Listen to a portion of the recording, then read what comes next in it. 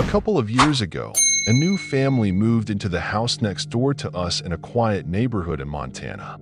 They had a son, Caleb, who was 20 and deeply unsettling. He was obsessed with horror movies and would pester me about my time as a paramedic, asking for gruesome details no one in their right mind would want to hear. He also had a cruel streak, always chasing stray cats and dogs. My daughter, Ellie, was only 8, but Caleb kept trying to talk to her, striking up conversations when she walked home from school or leaning over the fence when she played in the yard. The final straw was when he called our house asking for her.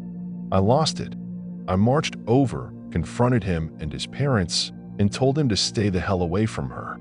Things got stranger after that. Ellie was always a bit imaginative, talking about monsters in her closet or under her bed. So when she started saying something was living in her wardrobe at night, we brushed it off. She'd say it wasn't there during the day, only at night, and she was too scared to come get us. A few weeks later, my wife and Ellie were at my sister's for a sleepover, so I settled in to watch some late-night TV and fell asleep on the couch. Around 1 a.m., my phone rang. It was Caleb's mom. "We saw you were up," she said. "Caleb's gone. His room's empty, doors open. We need help looking for him." I was confused. I've been asleep on the couch, no lights on. "Why do you think I'm up?" I asked. "Caleb saw you moving around upstairs. Your daughter's room has a light on." My heart stopped. I hadn't been upstairs. I hung up, grabbed my hunting rifle from the truck, and noticed a police cruiser pulling up to the neighbor's house. I ran over and told them someone was in my home. From the street, I could see a light flickering in Ellie's room and a shadow pacing back and forth. The cops went in and found Caleb hiding in her closet with a sleeping bag and snacks, like he'd been camping out there. He admitted he'd been sneaking in to watch her sleep. The image of him waiting in her room still haunts me. A few summers ago, my buddies and I were night fishing on the Columbia River in Washington. We had a fire going, beers in hand, and were swapping stories when, out of nowhere, everyone went silent. It was like someone flipped a switch. We were all staring across the river, feeling this heavy, oppressive sensation, like something was staring back. A couple of guys tried to laugh it off, but then a sound ripped through the air, a scream, raw, primal, like someone or something being torn apart. It wasn't human, not exactly, but it wasn't an animal either. Every hair on my body stood on end. No one moved. No one spoke. Then a second scream came, louder, more desperate, from the same spot across the river. We were frozen, gripping our fishing rods like they'd protect us. A few of us bolted to the trucks parked nearby, grabbing rifles and shotguns. When we got back, we sat in silence, watching the firelight flicker off the rocks on the opposite shore. Then, out of nowhere, a third scream erupted, this time from our side of the river, just beyond the bushes, maybe 10 feet away. We didn't wait to find out what it was. We sprinted to the trucks, leaving our gear behind, and peeled out. As we sped off, we heard one final scream, fainter, just past the tree line. We never went back to that spot. This happened to a friend of mine, Sarah, about 2 years ago.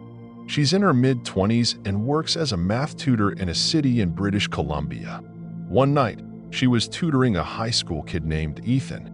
They'd been working late, past the time the last bus ran, and Ethan lived too far to walk. He asked if he could crash on her couch and catch the first bus in the morning. Sarah wasn't thrilled about the idea. Having a teenage guy stay over felt risky, but he pleaded, and she eventually gave in. They went to her small studio apartment, where she took the bed and set him up with a blanket on the floor. They both fell asleep. Around 3 a.m., Ethan shook her awake. "I'm starving," he said. "Can we go grab some food?" Sarah blinked at him, groggy and annoyed. "It's 3 in the morning. Go back to sleep." But he kept pushing. "Come on, I'm so hungry. There's a 24-hour diner just down the street." Sarah pointed out some instant noodles in the kitchen, but he wasn't having it. "I don't want noodles. Let's go to the diner." After a few minutes of back and forth, she reluctantly agreed. They left the apartment and stepped onto the quiet street. As soon as they were outside, Ethan stopped and turned to her. "I'm not hungry," he said, his voice low. "I woke up and looked under your bed."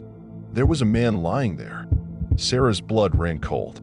They called the police, who found a drifter who'd been sneaking into her apartment for weeks, sleeping under her bed. Ethan only noticed because he was on the floor, giving him a clear view. The thought of how long the man had been there still keeps Sarah up at night.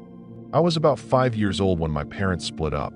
My dad moved into a small one-bedroom apartment in a coastal town in Washington. I had my own room, but I always wanted to sleep in his bed when I stayed over. Our bedrooms were at the end of a short hallway, facing each other. It was early August, and Dad kept a window open in his room to let in the cool night air. One night, I woke up in the dark and sat up in bed. Our dog, Rusty, was sitting in the doorway of Dad's room, staring across the hall into my bedroom. This was odd. Rusty usually slept curled up with us. As I watched, he padded into my room and let out a low growl. I turned to wake Dad. "Something's wrong," I whispered, shaking him. In the few seconds it took him to sit up, we both looked back at the doorway. There was a figure standing there, moving slowly out of my bedroom. Dad reacted like lightning. He scooped me up, kicked out the screen window behind the bed, and practically threw me outside before climbing out after me. We started yelling for help, and a neighbor called 911. The police arrived but found no signs of a break-in, just an unlocked back door.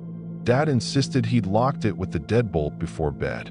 A few days later, while cleaning, he found a small notebook in the utility closet filled with random names, crude sketches, and a few candy wrappers. The police figured someone had been hiding in the apartment, waiting until we were asleep. The thought still gives me chills. This happened to my girlfriend's great-aunt about 12 years ago, back when we were still in college. Her husband had passed away the previous spring, and she'd been keeping herself busy by volunteering at the local community center in a small town in Northern California. It was a way to stay active, to keep her mind off her grief. This was in late January, when the days were short and the walk home from the center got dark early. The center closed at 6 p.m., but she often stayed late to help tidy up. One evening, she turned down a ride from another volunteer, insisting she needed the exercise. Her house was about 1.5 miles away, down a quiet path that cut through a sparsely wooded area. About halfway home, she noticed someone trailing her. He was walking in the same direction, closing the distance quickly. At first, it didn't seem like a big deal. She was in her 70s, not exactly sprinting, but something about his pace felt off, almost predatory. She kept walking, trying to stay calm, but soon he was right behind her, matching her steps. Her house was close now. She could see the glow of her porch light, which she always left on to make it look like someone was home. Just 100 yards to go, then 50. She could hear his breathing, heavy and too close, brushing against the back of her neck. Then it happened. A firm hand clamped down on her shoulder. "Don't turn around. Give me your bag, or I'll gut you," he growled. She froze for a split second, her heart pounding. Then, in one fluid motion, she took a step forward, spun around, and fired the .32 revolver she always carried in her purse. The shot hit him in the chest. He stumbled back, gasping, and collapsed. The man survived long enough to spend a few years in a prison hospital before dying from his injuries. My girlfriend's great-aunt passed away a couple of years ago, but until her final days, she'd say she wished she'd hesitated just a moment longer before pulling the trigger. One Friday night in March, my friend Lucas was picking me up from my place in a suburb outside Seattle. We were late for a basketball game downtown, so I was rushing. We were having a blast on the drive, laughing and catching up, when I realized I didn't have my phone. I checked the car seats, the floor, nothing. I figured I'd left it at home. During the game, I couldn't shake the worry that I'd dropped it somewhere, so I borrowed Lucas's phone and stepped into the concourse to call my number. After 3 rings, someone picked up but didn't say a word. "Hey, it's me," I said. "Just checking if I left my phone at home." Silence. I assumed it was my little sister messing with me, so I hung up. When I got home that night, the house was empty. I called my parents, and they said they'd gone to a movie and dinner with my sister. They'd left right after I did, and wouldn't be back for another hour. My stomach dropped. If they weren't home, who answered my phone? Then I heard it. The back door creaked open and clicked shut. I bolted out the front door to the neighbor's house and called the police. They found the back door ajar, but no signs of theft. The thought that someone was in the house, holding my phone while I was gone, still makes my skin crawl. I was driving a back road from Barstow, California, to Flagstaff, Arizona, through the barren desert. It was a lonely two-lane highway, cutting through miles of nothing except for a brief pass through a ghost town called Ludlow. It was late afternoon, and I was climbing a low mountain range when I saw something up ahead. As I got closer, I slowed down. A beat-up blue Mustang was parked sideways across both lanes, a duffel bag spilled open with clothes strewn everywhere, and two figures, a man and a woman, lay face down on the pavement. I stopped about 150 feet away, my gut screaming that something was wrong. As a former soldier, I trusted my instincts and grabbed the .45 I kept under the seat, chambering around. The scene looked too staged, too perfect, like a trap. I scanned the road and saw a narrow path where I could maneuver around them, past the man on the left, then swerving right to avoid the woman and the car. I dropped into low gear, floored it, and followed my plan, passing the Mustang without touching it or the bodies. I kept driving, glancing in my rearview mirror. That's when I saw them, the two figures rising to their knees as a dozen or so people emerged from the tall brush on both sides of the road. I slammed the gas and didn't let up until I hit the I-40 on-ramp. I'll never know what would have happened if I'd stopped, but I'm glad I didn't find out. One evening last fall, I was doing laundry in the basement of my house in a quiet suburb outside Denver. The basement is split into two sections, the laundry room and a larger storage area, separated by a wall and a door. To get upstairs, you have to cross through the storage side. That night, one of the bulbs in the storage area blew out, leaving it pitch black except for the faint glow from the laundry room. I finished my load, dreading the walk through the dark. Halfway across the storage area, I heard it, a rasping, guttural laugh, like a chain smoker trying to mimic a hyena. It came from right behind me, clear as day. I didn't look back. I sprinted for the stairs, heart pounding, and didn't stop until I was upstairs with the door locked. I didn't go back down until my roommate got home and we changed the bulb together. I've never heard that laugh again, and I've never told anyone in the house about it. Some things are better left unsaid. When I was between 9 and 12, my older sister, Lily, who's 8 years older than me, used to watch me when our parents went out. She was a heavy smoker back then, and my parents made her smoke outside on the porch. I'd tag along, partly to bug her, partly because I liked being outside. One evening in late summer, while we were out there, Lily noticed a black sedan parked at the end of our driveway in our quiet neighborhood outside Boise. It had dark-tinted windows, impossible to see through, and a roof rack that made it stand out. It just sat there, idling. When Lily went back inside, it drove off slowly, only to park at a nearby gas station lot and wait. Every time she stepped out for another cigarette, it would reappear, always at the end of the driveway, just watching. Lily was tough as nails and brushed it off at first, but the next day, when our parents were out again, the sedan was back. I'd watch from the living room window if I didn't go out with her, and it would just sit there, motionless, like the driver was fixated on her. She told our mom, who worked as a dispatcher for the county sheriff's office. Mom filed a report, and the police patrolled the area, but the sedan was gone by the time they arrived. Months passed with no sign of it, and we thought it was over. Then, nearly a year later, in the spring, it showed up again. It became a regular thing. Every few weeks, the sedan would appear, always when Lily was outside smoking. One day, she'd had enough. "Stay by the garage," she told me, her voice sharp. "I'm going to deal with this." She started marching down the driveway toward the car, but halfway there, she stopped dead. She later told us she felt an overwhelming sense of dread, like if she took another step, something terrible would happen. She turned and bolted back inside. That night, our parents were home, and the family car was in the shop, so we were all stuck at the house. Lily went out to smoke, and I followed.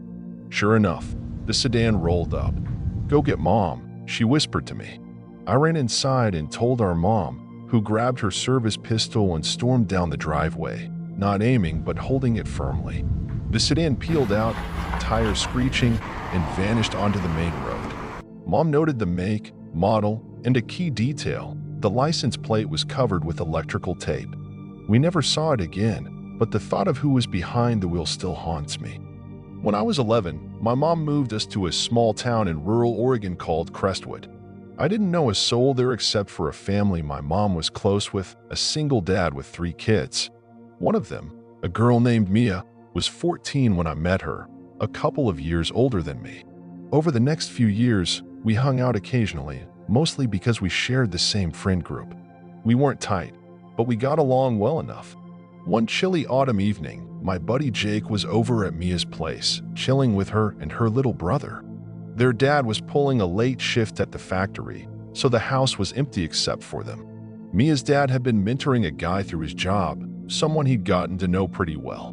This guy had mentioned his brother had just been released from a psychiatric facility not long before. That night, as Jake, Mia, and her brother were hanging out, there was a knock at the door. "That's gotta be Dad," Mia said, recognizing the familiar rhythm of the knock. She didn't think twice and swung the door open. Jake, who wasn't supposed to be there, panicked and bolted out the back window, sprinting to his place a few blocks away. He didn't look back. But it wasn't Mia's dad at the door. It was the brother of the guy her dad was helping. He pieced together their address and her dad's work schedule from conversations with his sibling. He stepped inside. The details of what happened next are murky, and honestly, I'm grateful I don't know the full story. Mia's little brother managed to slip out and run to a neighbor's house to call the police. But Mia, she didn't make it. A week before Thanksgiving, she was brutally killed, her body left in the upstairs bathroom, mutilated in ways I can't bring myself to repeat. The police found her head among the chaos of the house, hidden somewhere in the mess. I wasn't allowed to attend her funeral, but the weight of that night lingered in Crestwood for years.